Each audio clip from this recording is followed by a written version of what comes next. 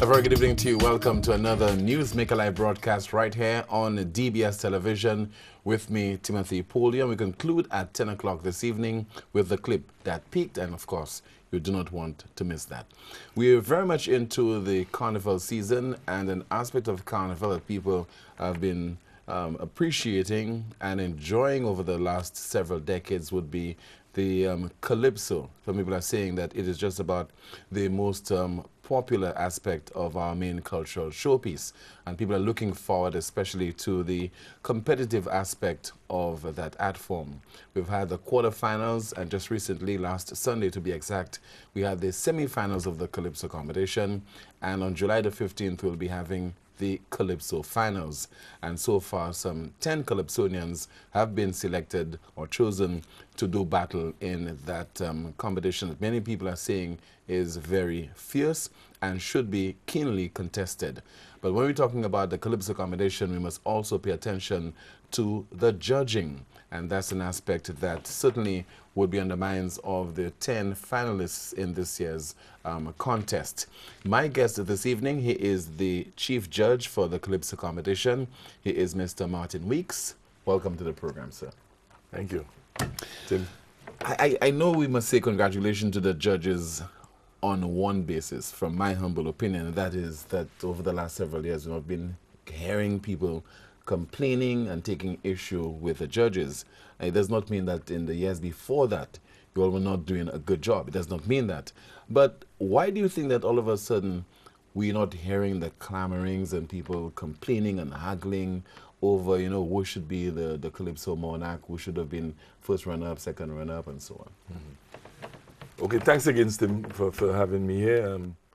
And good night, St. Lucia, and wherever you're looking on.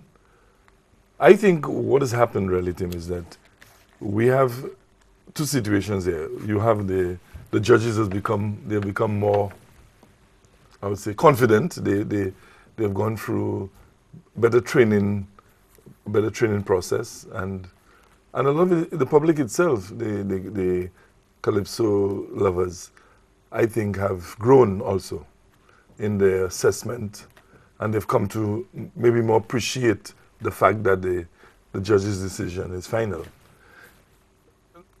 But there's also the fact that there is still, and there will always be, controversy when it comes to carnival or calypso.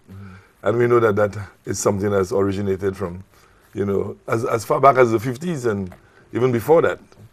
You remember Sparrow came out with Robbie with V, you know, taking pick on the judges. Shadow himself we had the judges jumping, you know, and he go buzz their toe if they didn't jump high enough. And so this has always been in Calypso, always been. And I'm not too sure it will disappear, but you quite rightly have identified that it's not as fierce as it used to be in years gone by, you know. But are there years where judging is a little bit difficult because of the quality of the calypsos? Take, for example, in Trinidad and Tobago in 1986, Gypsy had a song, Captain, the Ship is Sinking, right, and you had David Rudder singing By Your Girl. And to the consternation of many people, By Your Girl was deemed to be a better song. And definitely David Rudder was selected over Gypsy. Well, that probably can bring us to another dimension in the conversation, in the sense that, you see, people judge from outside of the arena, really, you know. But it's really done on the night. It's really done on the performance, you know. And sometimes the same judge who would have judged something on the night would probably have a different opinion the day after. But what we must focus on is the fact that the judging is done within that 10 to 10 minutes. And it's a performance, not, you know, you could have a very good song, you know, you could be, but are you performing it? Are you in, you know, in the kind of conversation and dialogue? Are you connected with the audience? So there's a lot of stuff going on, you know. Because you think the performance of a Calypsonian would vary? Yes, it does. Show to show, from the quarterfinals and from competition to competition too. And I was surprised again now, coming back to tonight, this year, where you said the competition is fierce, quite rightly so. The standard has, you know, gone up. At one stage, we were actually contemplating moving this thing from two songs to one song because of the quality, and that just changed overnight. Writers appeared, the quality, you know, became more significantly,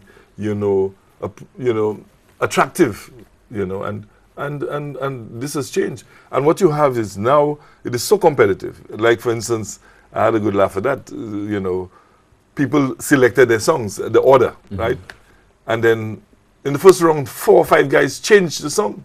They switch because of the level of competition and what was being sung by other competitors in the first round, you know. Like, for instance, if you had 2 songs with the same topic, you didn't want this guy who has a better song than you sing first, and then you come with a song that's not as, you know. So you see guys changing and, you know, and switching, you know. But why would you want Mr. Weeks to be a judge, a calypso judge, knowing what those who have participated in that kind of endeavor before, what they have gone through? Right. The other day, Earl Handley and myself, Earl is a judge, you know, he judged the semi-finals.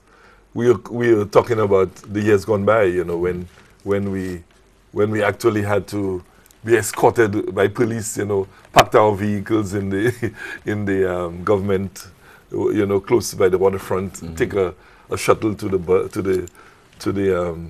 park, and then before the results are announced, you make sure you're back, and we used to listen to the results in the car. Right.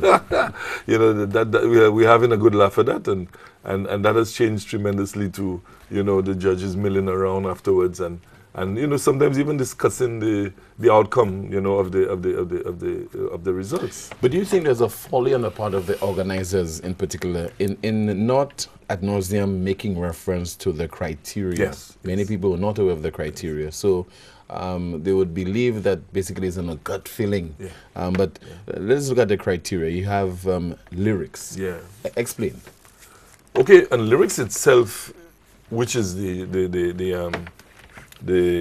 larger of the you know, the way it's proportioned, were 40 points, for instance, and then you have this lyrics, you know, component being subdivided into other areas. Like you would have the theme, right? The theme, which is the topic, which is the expression, and so on, the content, and then of course the one we have grown to appreciate, the wordcraft. Right. The wordcraft, and of course the composition itself. Is it a complete song? Is it, you know, is it missing something? And sometimes you hear, you know, this guy didn't finish a calypso, and so on. And so there's a lot of thing going on between wordcraft and composition. And then of course, which is something that has more or less dwindled in the years, creativity. You know, now it used to be called originality and so on, but now, you know, we just call it creativity, because something might not be necessarily original. You know, we may be dealing with the same topic or an old topic, but it's how the person interprets it, how the person, you know, uses the performance to, you know, show it differently, uniquely. What about melody? Melody, that's in music, okay. Right? And I'm happy you mentioned melody, because generally that's the first thing you pick up in any calypso, you know, and you sing along with the melody, and you know, and you say, wow, that's a lovely song, you know. And even when it comes to the judges themselves, the first thing that attracts you is the melody of the song, you know, and then you look a little more at the arrangement, you know, and this kind of thing. And that's how music, which is 30 points, is broken down. You have melody, which is 15, then you have arrangement, which is 10, and then you have the originality, which is 5. Now, how do you determine whether a song is original or not? Nah, and that's a beef that we have and a contention, and that's why I was saying to you that in every one of the areas, it is more or less played down. In other words, you don't mark down somebody for not being original, but you don't give them a whole heap of points, because it's so difficult to now, you know, clearly state or define what an original song is. I imagine it must be like Mozart in terms of, you know, knowing the music and everything. Exactly, not necessarily. No? But for instance, you would have, you know, a man can be creative. A calypso can be very creative, but yet still not as original as you know, he not come with a new total rhythm, because the calypso rhythm is the calypso rhythm. But maybe the addition of the horns and you know, we change the arrangement. So, you know, but how creative can you get? And that's why specifically you try your best not to allow people to choose other people's songs. I think you're allowed 8 bars or something like that for the most. So that in itself, you know, keeps you on a more original or creative track. But to say, you come like Mozart now, or no, it's very difficult. Because, in my humble opinion, some Calypsonians, they have this unique sound that is repetitive year after year. Right. And they've been identified by that. So, yeah. So, I mean, you don't penalize somebody for that? No. And that's the thing about judging. It's very good because there aren't no penalties. There aren't penalties at all. There's no penalties really in the judging, unless a man really does something crazy, right? But what we do, you would look, judge, and then mark down if necessary. You understand? Instead of getting, if let's say the woodcraft is 15 and there's no real serious woodcraft in there, it will probably, you'd be in the range of 5 to 10 and not necessarily above 10. So you mark down really, but you're not punished or penalized that way. Yeah. What would cause a judge to punish a Calypsonian? For example, missing your lines?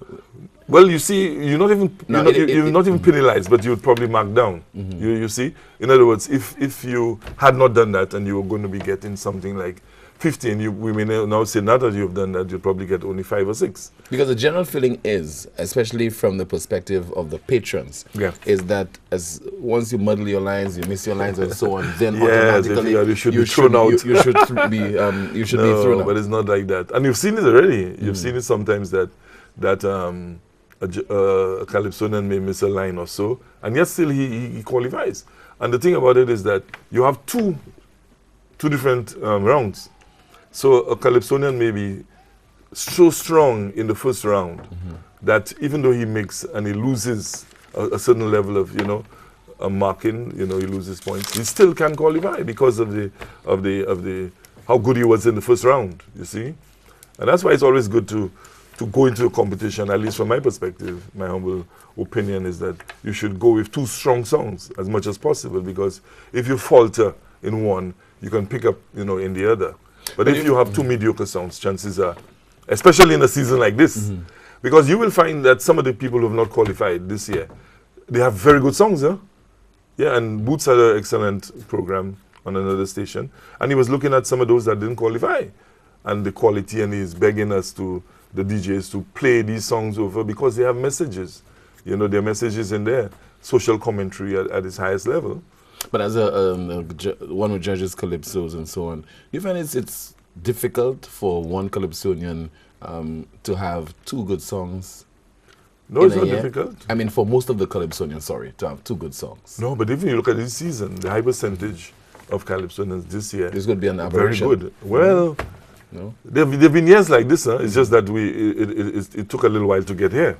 But we've had years where, at least 80%, 75% of the Calypsonians competing have had 2 good songs.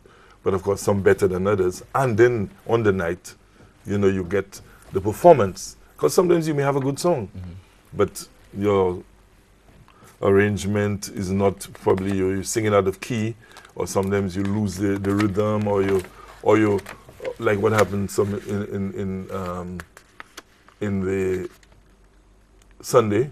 I don't have to mention the name of Calypso, but sometimes you may end up repeating a verse because you've lost concentration, this kind of thing, or you may be singing out of key, or you get so involved in the performance that the diction, the judge is not hearing clearly. There's less clarity in your voice, so these things do happen.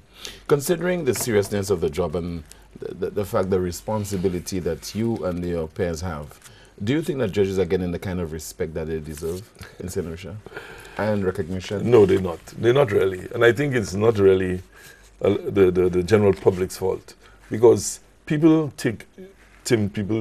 Lucians take this thing very seriously. When they back in a Calypsonian, and I like to say they back in him with an opinion without a criteria. And sometimes they pick their king already. They pick their king long because of the love and maybe the affinity for the Calypsonian. So they lose all of most of the objectivity, and that. But like you said earlier on, maybe if we have more public awareness, we speak about the criteria more, and having forum like what we at now. But the other thing too is, Tim, and I noticed it this year, is that a lot of the Calypsonians, especially the newer ones, are not familiar with the criteria either, And look at the difference with the experienced Calypsonians now.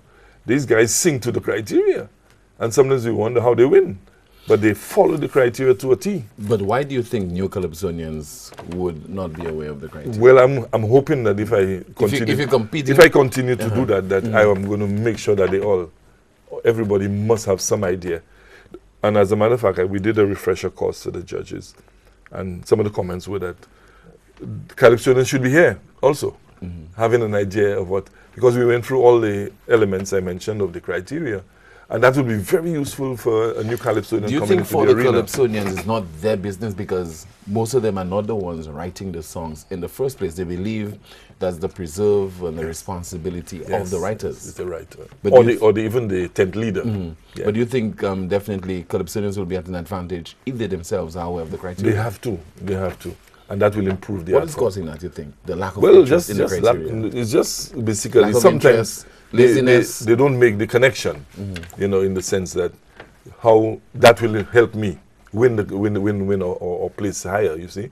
So as long as they make that connection, then there will be a kind of a desire to find out, more about the fine elements of the criteria. But I think it's important that everybody should know, especially, if you are going to compete. Because in the end, but what I think is also very significant, and I think this year we've had, maybe it's because of the quality, people are, Calypsonians, competitors are asking for, some of the judges' scores to see, whether they should change the tune, where they went too weak and they may have to strengthen. So that again is another dimension that can improve the art form. Can they seek clarification from the judges? Oh yes, They can. Yes, they do. Is this something that's new? No, well, I expect there are more requests this year than there were before. Maybe people feel more. Again, it's the high level of competition that we have this year, so people want to do the best. But I've never seen switching, from first round to second round like that. So that again indicates. You think it's unprecedented? Indicates, yes, that indicates that people are thinking and strategizing more, as to how they are taking the competition a little more serious, But before anything, Tim, I want to say, and I usually like to say that whenever I speak to our judges, I tell them that we have to be very humble, that we are actually being given a chance to judge people's creativity, people's talent. You don't know the extent of what a guy goes through to sit down and write a calypso or come and perform. So we cannot take it from a high horse position. I think we should be very thankful that we have an opportunity to judge, creativity and that level of ability, and that's how I think everybody approaches it. And that's a mindset you should have, as a judge. Do you think also it's a huge responsibility to ask somebody to be impartial, to be fair in terms of carrying out their duties, because a lot of things would weigh on that individual in terms of the outcome and in terms of the implications for that person whose work is being scrutinized? Let me tell you, you said you hit the nail on the head. Because the first thing I ever say to any judge is that you must have what I call a judge's mentality. So you come with that. Doesn't even have anything to do with the conduct of because we know we have a code of conduct for all judges. Huh? Each judge has to have a copy of that. But the mindset and the mentality, here's what I have. It says, judges must remember to be impartial and fair. Remember that they are not there to judge their personal likes and dislikes. You don't like the man's view? That is not your business. You are the judge's song. If he's singing about your party or he's singing about your prime minister, and you feel you have an affinity to this individual, you have to listen to the calypso, all right? And don't be biased towards, You must judge based on the criteria before you and the actual presentation, not something you heard on the radio before, that kind of a way.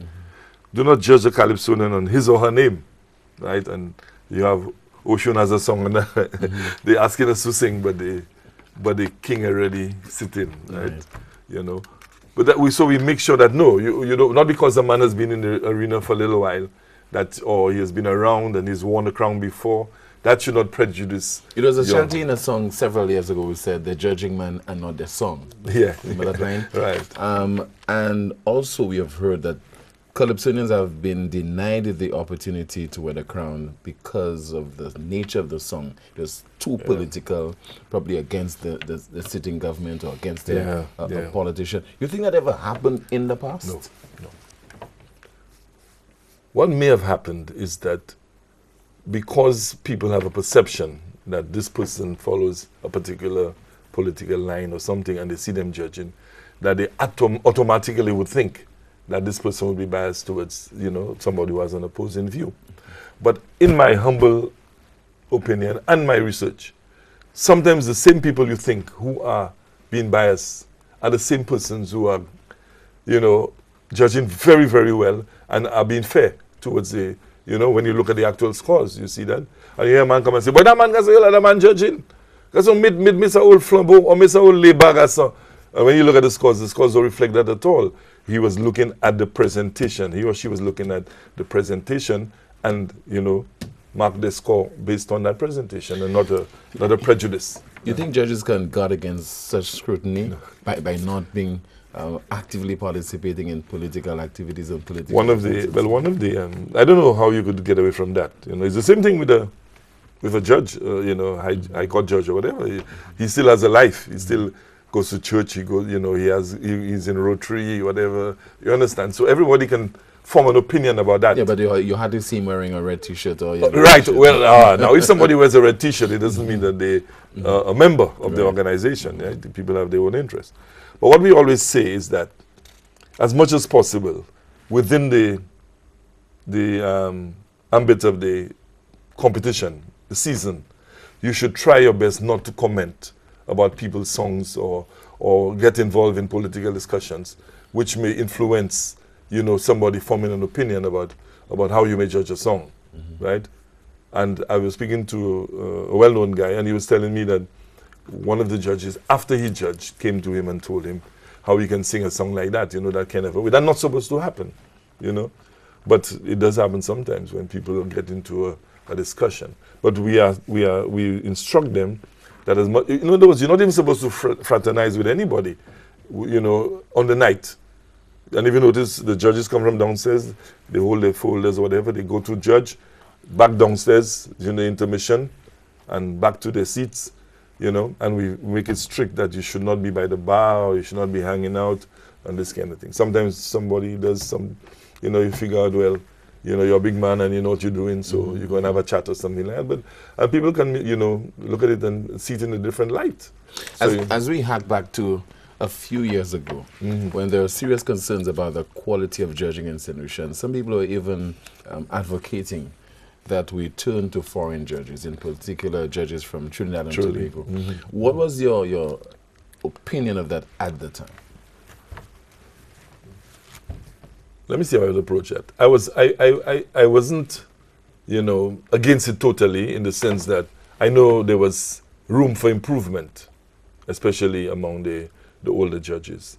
But CDF and the Calypso Association has deliberately, created an environment that allows for more training and more understanding, And the training also has changed in the sense that at some of the sessions we train, we actually have people judging songs and discussing it, how they came up with the, and the facilitators telling them, what may have been the reason why they decided to go that way or that way and what they should have done. So it was there was some practical sessions. So that improved a lot. And I think the general, I was talking about this fraternizing with people and, you just finished judge and you're jamming, this man, the Calypsonian, and, that has disappeared. So that might have been some of the reasons why. And of course, also, people are human, and if for 2 years my man ain't win, or, I know my man should have win, even though he ain't sing, he's supposed to win, they began to lament that, and that could have been the reason for it. But that also happens in places like Trinidad and Antigua. They always say, the people always have some controversy about judging, So like you say, I'm happy that it is not escalated. But the pool of judges consists of how many individuals right now? Well, right now we have about 26, which is good. And this year I have gotten so many phone calls from young people who have gotten interested in the judging. and they want to attend the next work. In matter of fact, some of them thought the workshop this year was for new people, but you know, so we have to try and organize that right after the season, get some new people in there, you know. So what would qualify such an individual? No, that's the problem. There's the thing of, I just think it's a love for it and an interest, you know, and keeping together with because there's no class or any educational, you know, some people want to make, you know, Calypso into an intellectual thing, but it really isn't. It didn't start there at all. It started with the real grassroots people. So, you know, so people who just have a love for the art form, go through the training sessions, are dedicated and committed to being fair and impartial, you know, could be a good Calypso judge. How many judges do you have sitting on the panel? 7. Okay. Generally, we do 7. Why 7? Well, we started off with about 5. Huh? In fact, we started off, the whole criteria has changed and also the judging approach. Because I remember when I started in the 80s, we used to have 1 judge and 5 judges. We used to have 1 for each category. Like 1 would be doing music. But that almost went out of that created some serious confusion because 1 judge, you know, I remember clearly, just give a fellow 99 because he used to mark out of 100. Give him a 99 for performance. Wow. And throw off everybody else, you know, and the man went and win the crown, you know. So they changed that to, you know, everybody judges everything, you know, everybody judges every criteria, and then we went to 7, and we thought in the, you know, in the interest of eliminating things like biases and prejudices, we will knock off the highest score and the lowest score for each song, you know, each round, you know, and that has worked well. So in other words, if I like you, you know, we line in together and you come and compete, I will give you 85 or 90. And everybody else between 60 and 70. What are you doing all the way over there? Chances are you have actually, you know, moved to a biased situation. So we need to take this out. And then I don't like you, so I give you a low mark, 40-something, 30-something, when everybody else is within range, you know. But I always say that there are some judges who judge low, right through. That's fine with me. You know, you're a low person, you know. In other words, you don't give everybody 30 and then you give somebody 70 and you can't justify it. That's not it. And there's some judges who are above, you know, judge a little higher than others. But the consistency is the fact. As long as you're consistent and you can justify why you give, you know, that mark, then that's fine. While you're deliberating, why does it take so long before you tally the marks? And it doesn't take long anymore, you know. It's just that we as a matter of fact, the way the auditors do it now, and if you notice, we don't have the machines. So what we do, as soon as a competitor is finished, the sheet is sent immediately. In other words, no judge has a chance to go back and change anything because you're judging the performance at that time. You just remember something and you go and change your mark, you know.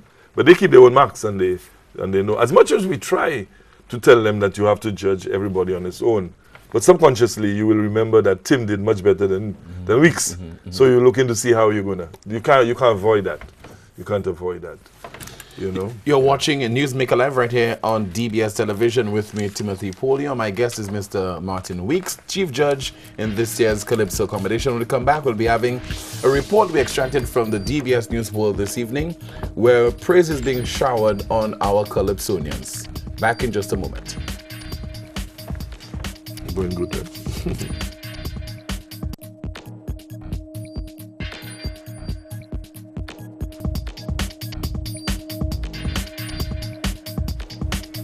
Welcome back. Thank you so much for staying with us. You're watching Newsmaker Live right here on DBS Television with me, Timothy Polio. My guest is Chief Judge for the Calypso competition, Mr. Martin Weeks. Later, we'll be taking your calls, and of course, we conclude with the clip that peaked.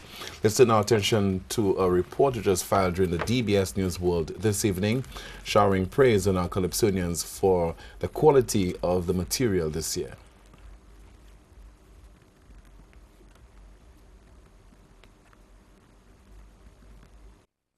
With the Calypso finals to take place next week, former Calypso monarch Bachelor says he is very impressed with the quality of music from the various artists this year. He believes the Calypsonians and writers are taking their craft more seriously. I think it started off on a good foot with the teachers' Calypso competition. For some reason, I think it influenced what was to come. I got the impression that most St. Lucians were into the Calypso these days. well, this year in particular. And I suspect one of the reasons is, number one, the quality of material that the writers have written, and secondly, the events that have happened in the country throughout the year. I have noticed that when nothing exciting happens, that people don't expect to hear anything exciting in the tent. So it all depends on the writers and what has happened during the year. So I think all in all, it has been a very good Calypso season. Meanwhile, one Calypsonian that has his sights on the crown shares the same sentiment as Mr. Joseph, adding that he was rather surprised by the turnout and response from members of the public who came out to support the art form. The music is very, very good. The bands are very well, and lots of people who can sing, lots of good singers. Less trouble at rehearsals, I see that too. And things seems to be looking very, very good, and it is taking a positive direction. The current monarch Minel will not be defending her crown, but Morgie says he never saw the Calypso Queen as a threat to him. No artist, as far as I am concerned, when I come and sing my Calypso, he's never been a threat to me. I do not look at artists as being a threat, or names of artists who have been in the finals, who have won 5 or 6 crowns. That has never been my concern. I am never concerned about who is in the finals. I'm just going there to entertain the people and do what I like to do best. 10 Calypsonians will be doing battle for the crown, with 5 being former monarchs. For the DBS News World, I am Sheffield Gillard. From Sheffield for this report, which was found this evening during the DBS News World. And the finalists are Educator, Herb Black, Journalist, Mighty Pep, Morgie, Nintas, Ocean Reddy, Solange, and TC Brown. Once again, the finals of the Calypso competition scheduled for July the 15th. Interesting that, Mr. Weeks, we have Invader deciding not to contest participate in the semi-finals of the Calypso competition, and also the defending monarch will not be defending her crown. That's Minel. Very interesting from your perspective. Oh yes, oh yes, interesting. But what it does, and I'm a man that loves opportunity. What it does is, instead of the usual 9 that comes up, 10 has come up now. So it gives somebody extra a chance to win the crown. Some may say, well, okay, maybe the quality of the show may be lower, but geez, if you look at some of those youngsters, they are ready to perform. So we are going to have a wonderful show. Because normally we hear, for example, that the stakeholders, not the stakeholders, but the shareholders are dominating the arena, and therefore they're expected, to emerge victorious. One of them is scheduled to emerge victorious. That clearly is not the case with some of the newcomers right now. So that in itself augurs well for, a good show, a good competition. Yeah. Now we heard Bachelor make reference to the fact that a lot of things happened during the course of the year. Significant issues, and therefore that would serve as material for the writers. I really do not share that opinion. I think there are occasions when, for example, you have had a lot of interesting issues that stand out, and yet still the writers have not been able to really work with the material, capture it, and so on. In your opinion, is that true? Yes, that's very true. Well, you really can't put your finger on exactly what might have caused this resurgence, this wonderful thing that's happening now. But I think what has happened is that, because if you look at the topics in general, they're not many in the songs. But what has happened is that Calypsonians have used their creativity. They begin to think outside the box, and they, in the way they present the material, you'll see that sometimes it's the same topic, the same theme, but presented totally in totally different ways. Does that pose a challenge to the judge? Yes, it does, and that's why judges have to be very, very careful when they judge. You may say, and we had a little discussion whilst we were doing the last workshop, because we were saying, is it an advantage for the competitor to be, singing a theme that everybody's singing about, or is it that the theme may get tired by the time it gets to the finals, and that is not happening. That is not happening now. You can see that the shelf life from the 10th right up to the semi-finals has been excellent for some of those, although it's a overused theme, you know, in some instances. So, you know, boy, again, this is it. You know, that's what the art form is about, you know, the level of scope. You cannot contain it. You know, we want to contain calypso, but we cannot. And you can see it now in the groovy and the soca. Look at Kaduro come now, and then everything changed again. And you know, we had almost 60-something entrants in the groovy category. You know, that's unprecedented. And we're talking about the young people. What's the highest we've had before? And not only that, but these are only for some. In some instances, some of these artists are both going for the groovy and the soca. So some of them have 2 songs in there. What's the highest we've had?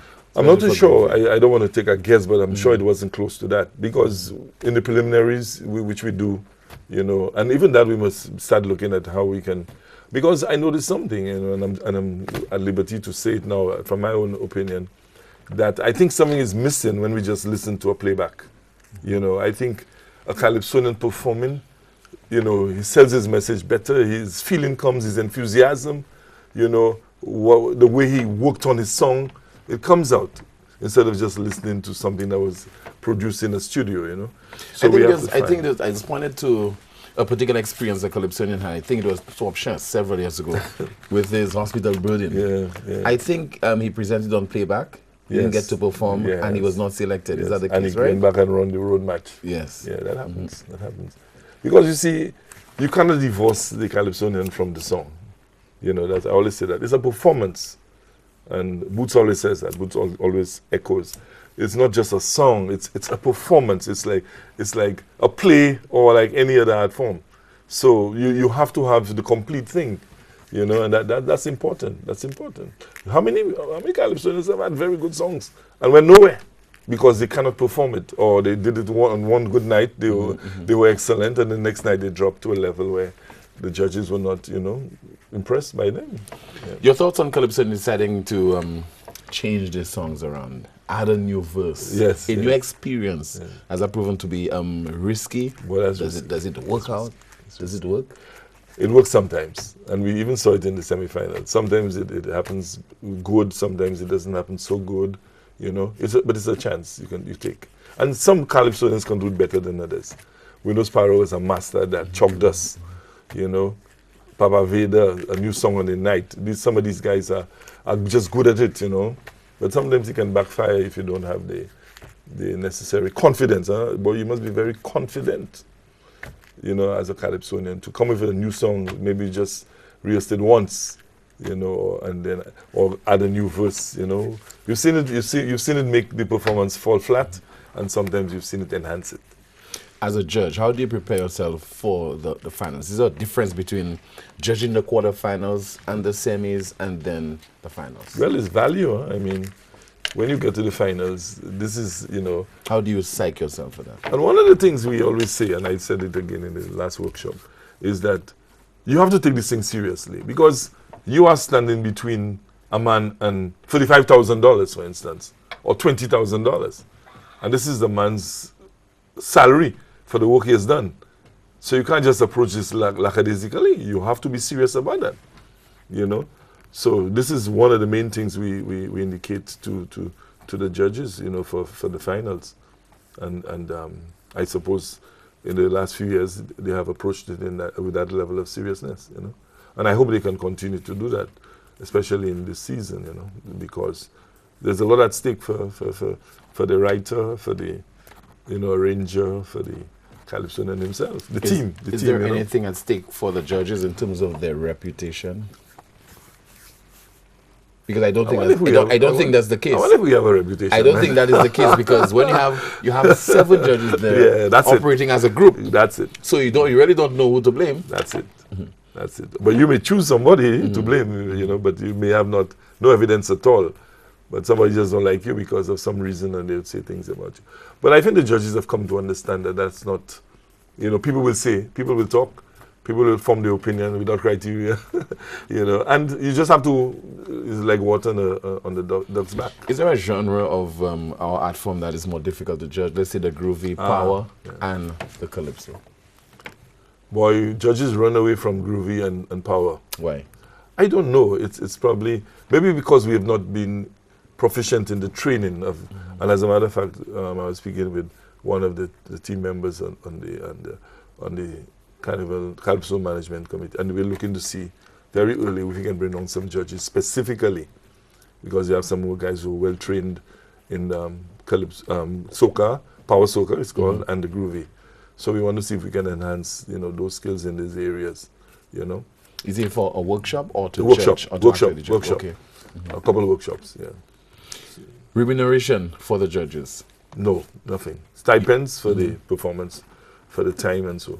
And if any telephone calls or anything like that. No salary or anything like that. No monetary reward. No honorarium? No, nothing like that. Why not? If you don't do a show, you don't get the $150 or $200 or something like that. Yeah, I think the reason for this, the reason for that is obvious, because you don't want people just coming there for money. You want people coming there to actually want to do a fair and impartial judging. That's important, and we really don't want to see that change.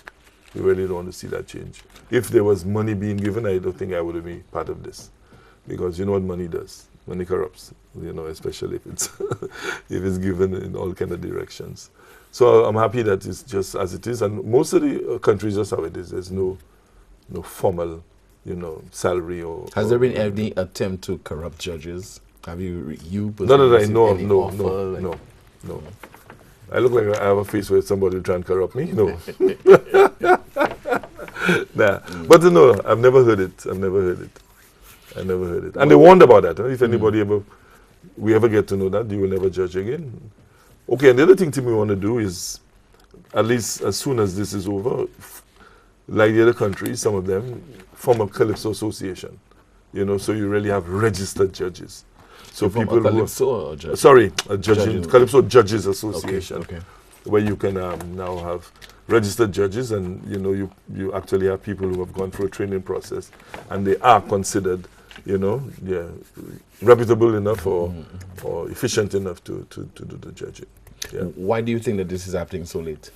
Well, boy, it's always like in everything in this country. We make a lot of noise, in the beginning, and then you see everything in this country. Somebody has to champion it, Tim. We in a group, we talk about it, and everybody, but nobody gives, a hoot about it enough to decide I am going to do it.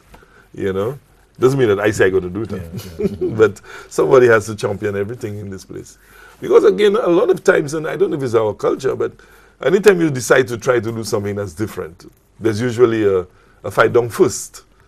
What are you going to what are you doing? This kind of thing. And then people begin to understand that there's a reason for this, and we really need it.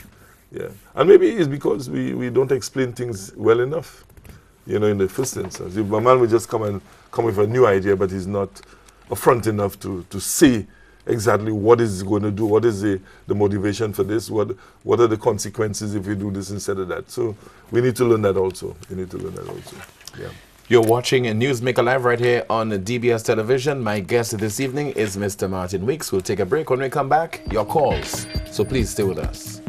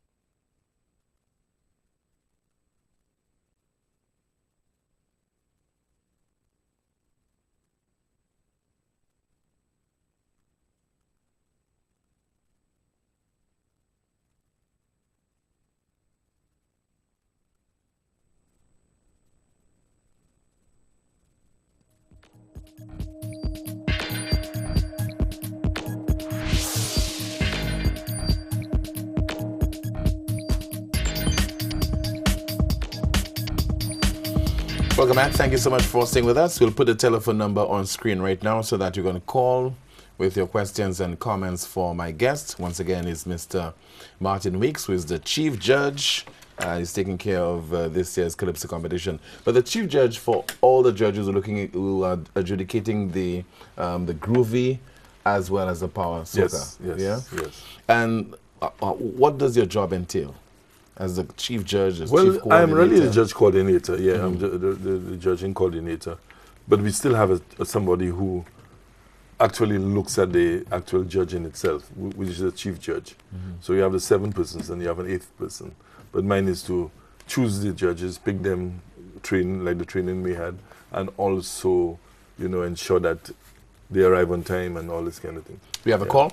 Hello, good evening. This is Newsmaker Live. Go ahead with your contribution, caller.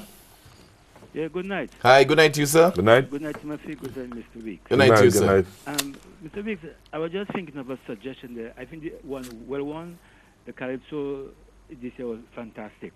But for in the new year, I was thinking of you're introducing what you call a wild card, where 2 persons just be wildly picked to participate in the semi-finals or the finals. That could really be more exciting, I guess. Okay. Yeah. It sounds like something we can look at. Yeah. Yeah. Okay, thank you. All right. so Thank you, sir. much. This has never been done? No. Okay.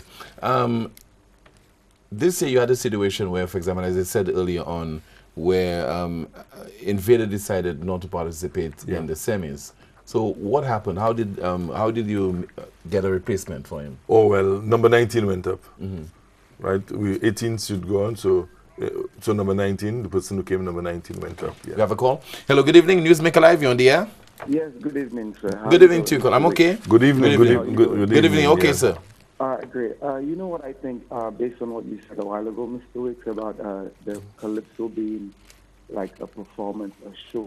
Yeah. I agree with that. I also think that the Calypso should be recorded properly. Yes. Just like on Broadway, you get the plays, but you get them in the form of movies. I mean, I don't see Calypso and they're not being a recording of it, like proper recording, where it could be shipped overseas because it's our culture as well. You know what I'm saying? Yes. And if you look at the Baron and all of them, Right. Yeah. And I think that's one of the problems we have here also. Even having somebody like Derek, the late great Derek Walcott, as a Nobel laureate in literature in St. Lucia, I don't think that enough is being done. To promote the culture, to promote, make that our talent. Look, Calypso comes every carnival season, and that's it. To me, there should be, tournaments throughout, just like football. You can't have just one tournament and every year have that only football tournament. And no, how is it going to be, something that is in the culture of the people? How is it going to be something that every youth growing up want to sing Calypso because, that could be the avenue right there, But don't you think that if you overexpose the Calypsonians and the art form, that would water down it to the extent that people will lose interest in it? No, what I see is just like it's just like politics. It's just like always having it in people's face. I don't think it would water it down, but I think it would create even more opportunities. You would get more of it. You would get even a wider range and more refined. Right. And it becomes an international product, not just a Calypso on our lone St. Lucian vibe. No. Even we have to start moving to the communities, start bringing, the Calypso trains and, getting into the schools and, bringing more writers on board and, so you get more issues and Calypso is seen now as a thing of prestige and respect and a gateway. Yeah. I think a lot still needs to be done in order for, because all the Calypsonians that sing, let's face it, Bossman, they want to make money, Yes, that's the it. reality. So you cannot be putting time and effort into something it doesn't pay you, or you can't enter your Calypso competition, the finals, you have your props to do. How much is the money in a Calypso finals or soca finals here? I mean, so the quality would always be hindered. Yeah. You understand? I think. Okay, thanks a lot, sir. Thank you very much. Yeah, I think what we need, Tim, and it's lacking seriously, is some serious marketing for our arts. You know, why we keep saying that and doing nothing? I don't know. And yeah, same thing I tell you. You know, unless somebody doesn't make up their mind, you know, and we tend to think that the government must do something like that, but that's a private sector initiative. Well, that point, sir. Yeah. We have another call. Go ahead, please. Tim, how are you doing? I'm okay, sir. Good evening. Martin, good evening to you. Hi, good evening. All right. Now, Martin, something I want to mention. You spoke about the judges, kind of, you didn't want them to have a bias to, you know, any particular Calypsonian. Now, I don't know if that's under your jurisdiction, but as a chief judge, I think you might want to look at that. I'm thinking of the MCs. Now, something that has concerned me over the years, and you still have it. I heard it at the semifinals. The idea of MCs talking about welcome, 2-time or 3-time Calypso King, I think that's expressing a bias right away, because on the competition night, everybody is equal, irrespective of how many times you've been a Calypso King. Yeah. And I think it's a question of, you know, like, I mean, you can have your fun, your jokes in between, you know, to keep the show alive and so. Yeah. But as soon as it comes to introducing a Calypsonian, you get serious, ladies and gentlemen, Calypsonian number 5, so and so and so, singing so and so and so. But the idea of give him a big round of applause when after the Calypsonian has sung, and the reaction of the crowd is spontaneous. That is a true indication of what they think of his performance or her performance. But for the MC now to come after and say, that wasn't good enough or something, give him another round of, I think that's a bias. That's not fair to, you have this girl, Oshun, she's now talking about your king sitting already. That's a true indication of your king is sitting already, because if you're going to say, so and so is a 4-time winner or a 3rd-time Calypso. So I think that is something you need to address to your MCs. Yes, that they need to be at the time of introduction. But the MC making reference to, for example, how many times the Calypsonian has won the crown, etc. That's a fact that he's repeating, and also members of the audience would be aware of that fact? It's a fact, Tim, but the MC should not perpetuate that fact. I mean, commentators, and if you listen to the radio, they can make that comment, he's a 3-time Calypso King. But you should not, I should say, stand on a stage publicly before the judges and express that bias. If it is, let people will know that on their own. But I don't think the MC should be pushing that. It's not fair to the other Calypsonians. Okay. Right. Okay. Thank you so much. What's your point? Well, the only thing I can say is that judges are usually reminded that they should never take into account, you know, what the MC says or does. You know, that should not be part of your judging criteria at all. But subliminally, you know, sometimes that does, you know, form a part, like the gentleman is saying. So I think we speak to the judges, so maybe there would be, you know, there must be somewhere we can tell the MCs that, you know, take a more professional approach and less, you know, I don't know, sensational. But that's part of the thing. They just get into it and they get into it. But it can be deliberate, like he said, and I agree with that. I don't know what kind of effect it may have on the crowd response, but, you know, saying something like, you can do better than that. You should, you know, give him a bigger hand. Or that song was real good, or that's my favorite song. These things should not have any place in a competition. What do you think about the attendance at the various shows? Very good. From day one. Yeah, wow. But and I'm not speaking from experience, but unfortunately I didn't attend any of the shows. But you told me that. I keep hearing that the shows were definitely well attended. Yeah. Well, I want to make a point, and I'm sure I don't have to do that, because I'm sure Mr. Claude Paul can make it quite well. He's eloquent enough and much better than me to do that. But the organization has a lot to do with it, Tim. And in the last 2 years, the cabinet appointed, you know, Calypso management has done quite a lot. A simple thing. And I was arguing that with somebody, not arguing, but discussing it. Some band members have not gotten paid before this season. Before the last season came in and this kind of organization came in. Okay. There were band members who have been, you know, playing all the time and never getting paid for 1 or 2 years. So I'm saying, if we listen to the music now, the arrangements, the different things, you know, the sounding of the bands and so, it could be because these guys know they're getting paid the day after. You know, so organization and this kind of thing has a lot to do with the quality of the showmanship. And I think that had a lot to do with the, through the Calypso Management Committee. Once again, we continue to take your calls. This is Newsmaker Live on DBS Television with my guest, Mr. Martin Weeks. He's the chief judge of the Calypso competition. We have a call. Hello, good evening. Go ahead with your contribution, caller. Yeah, good evening, team. Hi, good evening to you, sir. Hi, yeah, good evening. I'm not sure. Good evening, Martin. Not sure if I heard the chief judge carefully, but I'd just like to know whether there were any workshops of the season, first question. Number 2, do you have deliberations with your judges? And number 3, just a brief comment. I totally disagree that there aren't any discussion among judges after a performance or intermission, because I have been a judge. We have had discussion where certain elements of a calypso, particularly where there is plagiarism, and we have compared the songs at the moment. So I have a difficulty understanding that you don't have discussion, because you have 7 minds that may be listening to 7 different things, and with some form of discussion that in no way do you sway a judge's decision, but for discussion purposes and to understand, because the role of the chief judge also is to guide those judges. Now, I mean, I'm not sure, so I think the gentleman can clear this up.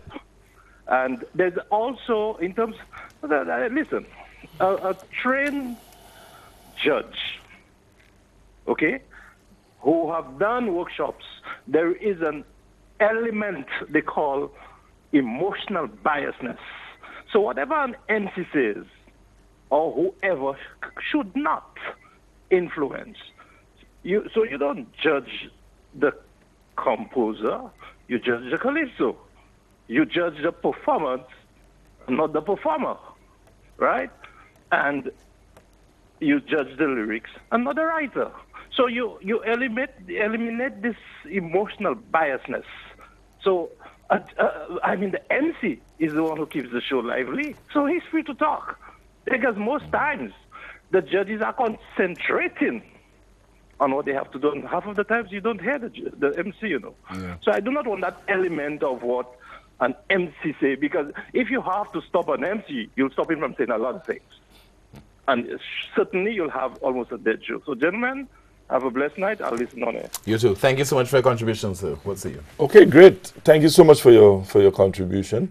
We did have a workshop, and then we had a very good workshop, and in the sense that almost 85% of the judges were present, and they participated fully. In the question of deliberations, my apologies. We'll have to take the call. Hold on. No problem. Good evening. Go ahead with your contribution, caller. Good night, Tim. Hi. Martin. Good night to you, sir. What's happening? All right. The caller made the caller before made an important point about plagiarism. Yes. You know, to my mind, calypso is suffocated and consumed by the rivalry. Yep. There is no calypso fraternity, a brotherhood life, which is very important to sustainability. You know, calypso. You see, in much the same way you have the lawyers in the association, the doctors and so on. Not necessarily the Calypso Association, which is should be the present in any case. But a fraternity among the members who care for each other, check for each other, don't just respond when one is sick and they have to scurry around and raise funds and then, Yes, yes. And when you have this sort of thing, you know what happens? History of Calypso unfolds. Yes, yes. People get to understand, because you're standing on shaky ground if you don't know the history. Yeah.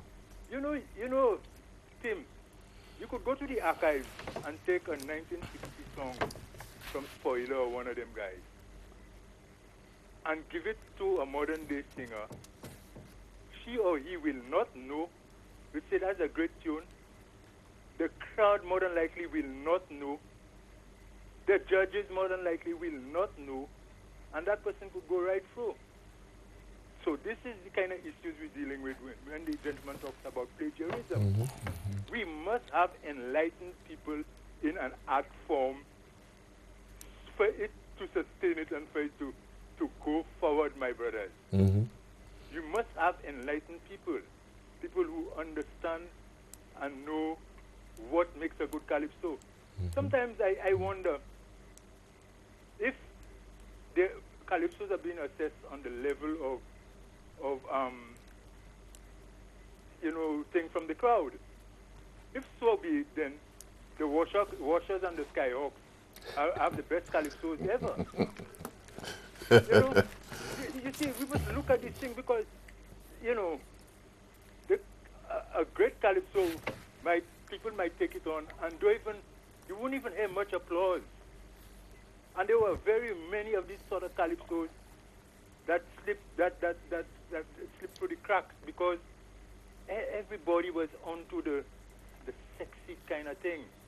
And what came out a lot for me in this season was the evidence of the permeation of social media in our culture. Because this new baldness thing, everybody with a phone, would have seen the images, And apart from being a sexual issue, the images are there. You see these images. That's why you had no less than 13 songs. And if you have to check that 13 people in each tent competed. You're talking about 1/3 of the singers sang about something to do with this, And Tim, you rightfully said there are so many things that we could have sung about. Right. A little youth sang something about what will history say about you. Yeah.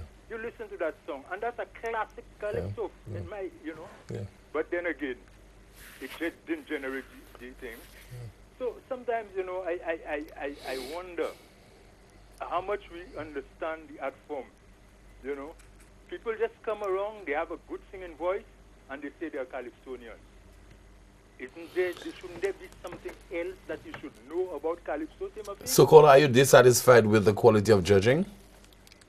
Well, is that what you're saying? He's not saying that. No? Yeah, well, to tell you the truth, for eons, you know what I'm saying? And the last caller talk about, you have a lot of judging of who wrote the song, who sings the song, and Martin, you could okay, fly high, so low. That's a reality. Okay, allow Mr. Wicks to comment while you hold on. Go ahead. Yeah.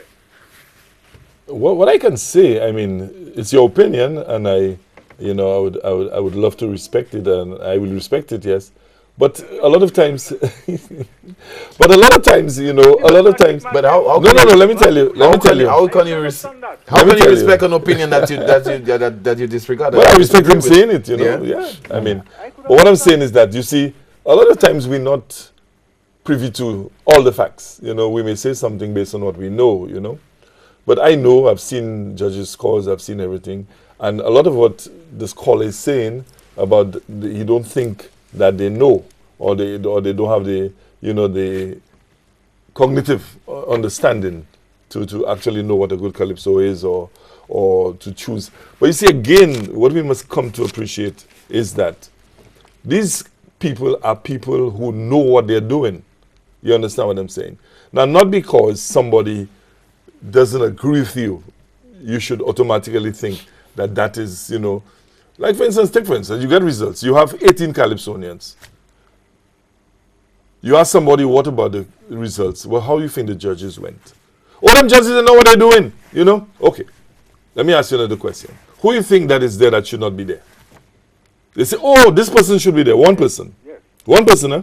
And the floor is 16. So the judges got it right. 17 out of 18. But then the process is wrong. The judges don't know what they're doing. Just because that one person didn't get it.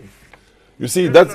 No, not you. I'm just talking about generally in the sense that sometimes we think because, something didn't meet our expectations that we need to throw the baby with the bathwater. But we need to allow it to happen and make sure we look at the mistakes that are made and begin to, do things that will mitigate them. you know, and prevent them from happening again. What say you, caller? Because I think that's what it is. Because caller, yes. We're making the same mistake every year. For example, if you look at the rhyme. Who's that? Sorry. There are a lot of rhymes of ing, you know. Yes. You could write a whole calypso rhyme in ing, you know, Martin. Yeah. You know, in a particular calypso, you had one word at the end of it. No less than about 10 times. but allow me to ask you a question. You know, what does that say?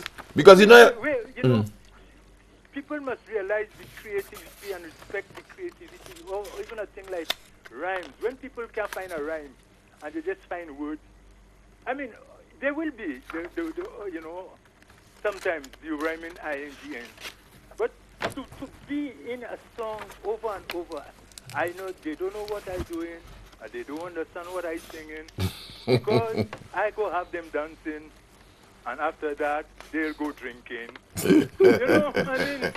But Sugu... and after that we go be lying. Yeah, but Sugu...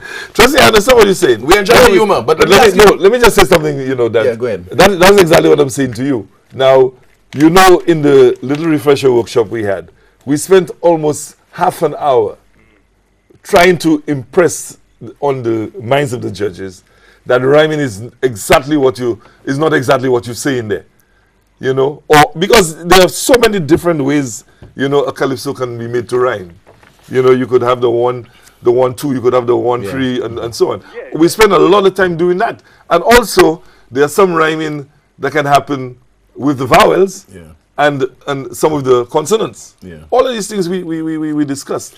But so I suspect you had a horse in that race. No, but Tracy and I always have our chat. No, but this is a very... I want to assume... No, this is somebody you must respect. Yeah, but I want this guy understands and feels the art form. Yes, but... And we've had a lot of discussions. But I want to ask him if you had a horse in the race. You had a horse in the race? He has many horses. Hold on. I wrote for a couple of people. Yeah. Okay. But Tracy's not biased. Tracy's not a biased person. SONG and FROM. But Sugu, you know, I like to put you on the spot. And GUN. I mean, and it goes on and on, Martin. And you see, that's what disturbs me. It goes on and on and on. You know, I'm not seeing improvement in that regard. Yeah, you know, yeah. What we let in through the net. Yeah, yeah. You know what I'm saying? Anyway, Martin, I mean. Yeah. But all in all, Tracy, we must. You can't say what you really feel. Okay, so we must move forward, man, and you do that so nicely. Every season you pick up and you come again. Yeah. We continue to take your calls. You are watching Newsmaker Live right here on DBS Television. Once again with my guest, Mr. Martin Weeks, the chief judge for this year's Calypso competition. And we are just about 15 minutes before 10 o'clock. I think we have another caller online. Let's go to that call. Hello, good evening. Go ahead, please. Okay, we lost that call. But I think you were making a point just before we took the caller. Deliberations. Oh, yes. Yeah, I wanted to respond to that. Well, we've seen both ways in this thing. And unfortunately, you know, I personally don't like the deliberations, you know. And many other persons for the same reason that, firstly, what it does is... Okay, I'll have to interrupt again. My apologies. No, we have a call. Good evening. Go ahead, please. Yes, sir. It brings us back again to speaking about the literature. Yeah. And what the previous caller was saying makes so much sense. And I believe if a lot is invested in the literature, you know, like there's many ways, all of us could sing about the same thing, but we could say it so differently right. and so far apart. Yeah. You know, it doesn't have to be sounding the same. It's like praising the same God, but everybody's doing it in a different way. Right. You know, and what I'm going to say again, if Calypso is on the level that I see, which is it's supposed to be, our judges don't have to be from St. Lucia. Our judges don't even have to know the artist. You understand what I'm saying? They don't even have to know the writer. You know, so at the end of the day, when a decision is but made, Kola, don't you think they need to know what's happening on the ground? For example, if you're going to sing about a song involving a political figure, a well-known individual in the society, you need to know about the person. No, and there's something called context. You need to know the context as well. Listen, there's a global context, there's an international context.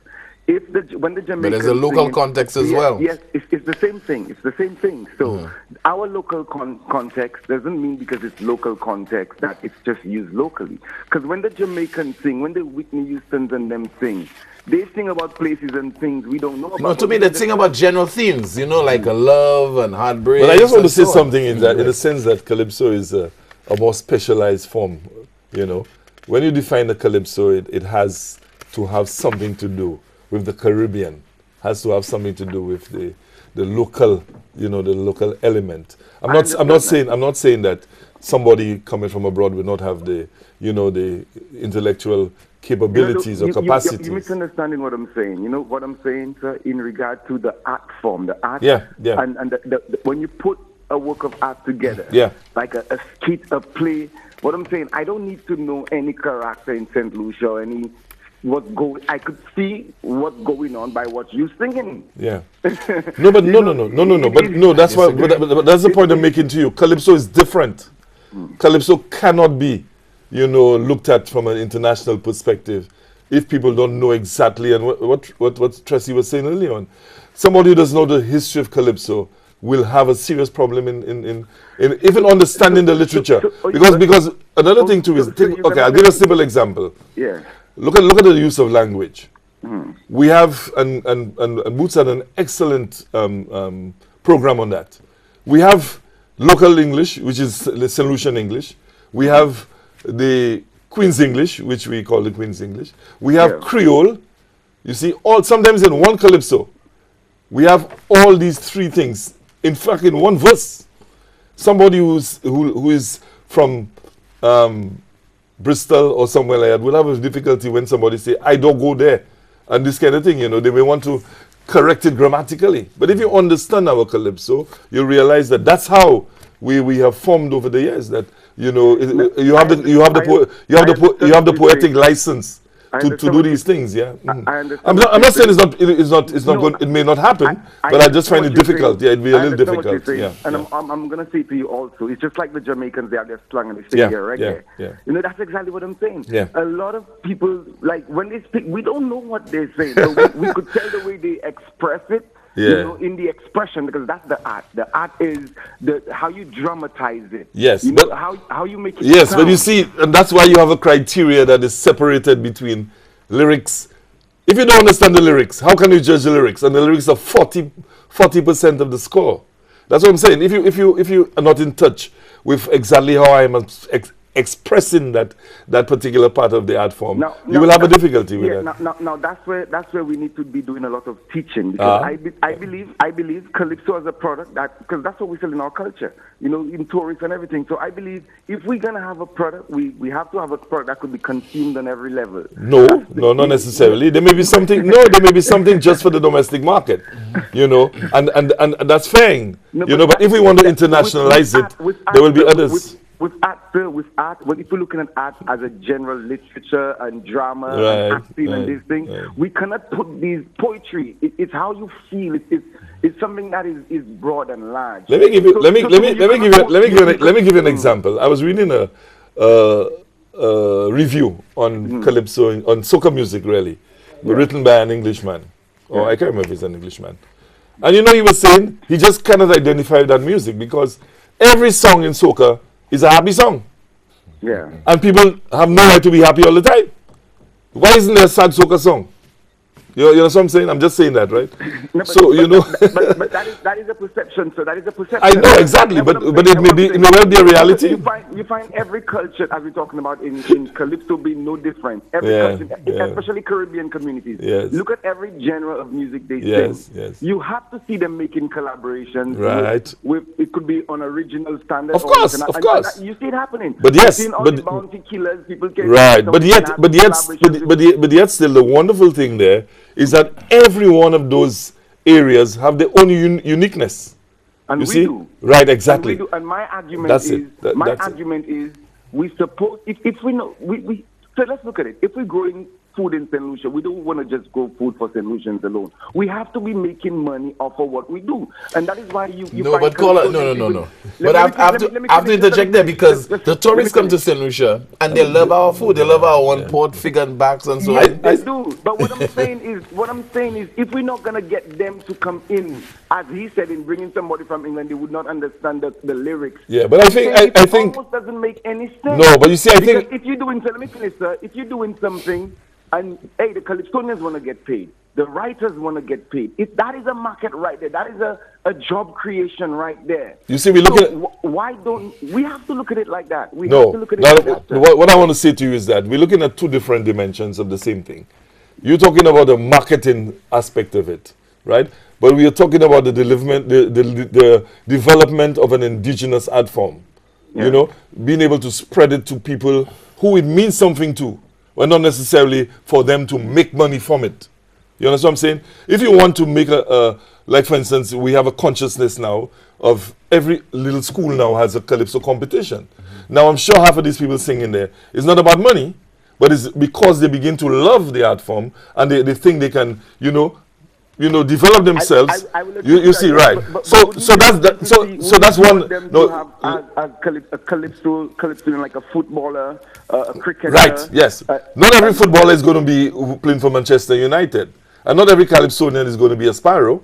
But it doesn't mean that we must not push the art form so that we have a localized appreciation of the art form, and then we can market as a different component. But since you brought in the cricket analogy there, yeah, right? You have calypso cricket. But we're saying the same thing, but it's just that your focus is more on making it an international thing. I think I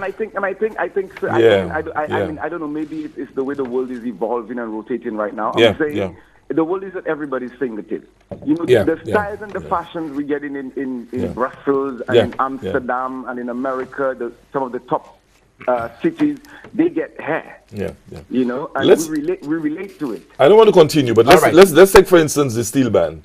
Right, the steel band is now an international form. Right, Chinese play it, Russians everywhere, all over the world. But when you want steel band in its true form, you have to go to Trinidad.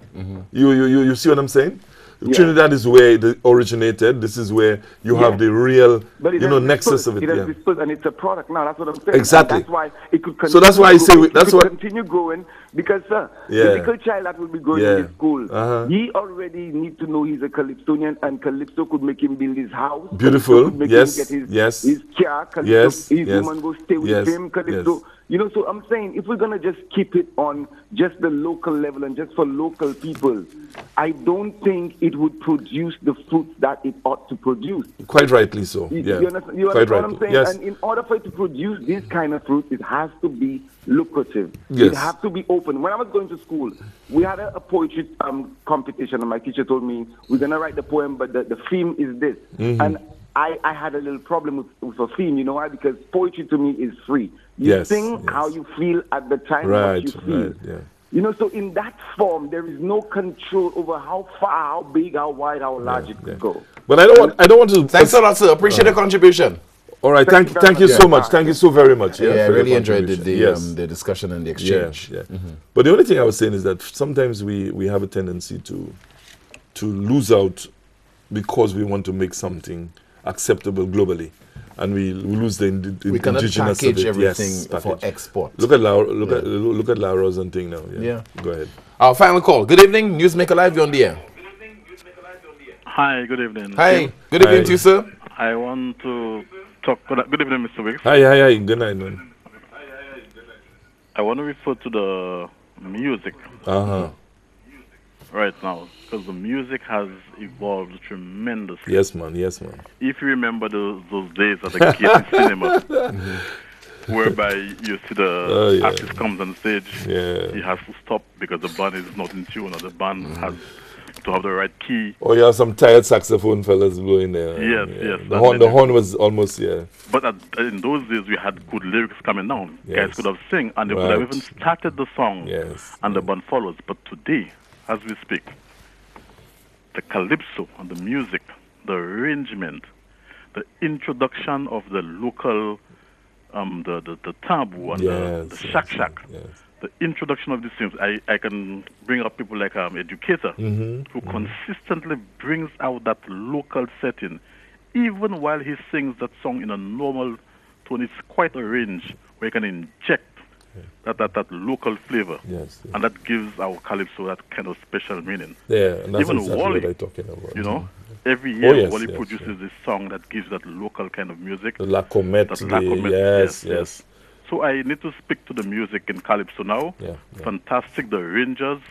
The writers are doing a very good job, but the arrangement of the music, beautiful. The bands, those guys are blowing. When you call for brass, you know, the number of notes in that brass line, it brings about Educator song. Man, I can hear the emotion in your voice, man. Are you a musician? Are you somebody who? No, I've been following calypso for 35 years. And you love a beautiful melody, yeah? Oh yeah, if I am sick and then you play that brass line in the calypso music, instant medication. Right. Yes. So way back from the Banana Shed. Right. When I hear good music, and if you look at let's take a good Educator again. Even when you sing that last song, this song he has about his latest song there. I don't want to mention any name of the song, where he arranged it in such a manner that you can actually hear the band coming in nicely. Whereas when you think that normal arrangement is made, he puts in that extra line, you know. So, and the other thing I want to talk about is quarterfinals and semifinals. Once you get through quarterfinals, you have no need to come with a new song. I believe 2 of the Calypsonians committed what you call Kaiso suicide. I won't mention the names, but 2 of them committed that.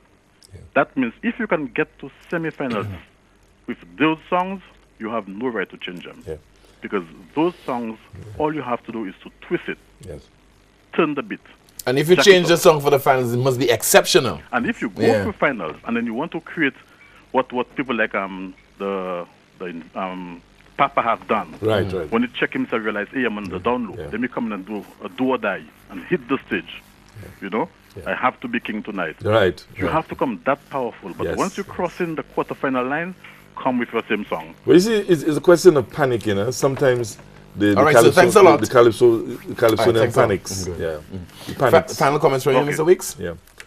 Well, I would love to say tonight that I hope the kind of energy and the kind of enthusiasm and support, you know, for the Calypso competition continues, and everybody, patrons, everybody have a wonderful and peaceful and safe, you know, carnival. And I'm looking forward to a good competition and everybody being satisfied with the judge's decision. Chief Judge, Calypso Competition, Mr. Martin Weeks, thank you so much for being my guest on this evening's News. Thanks for having me. You're welcome, sir. Thank you so much for watching, and thank you so much for contributing via your calls. If it's Wednesday, it's Newsmaker Live. Time now for the clip that peaked.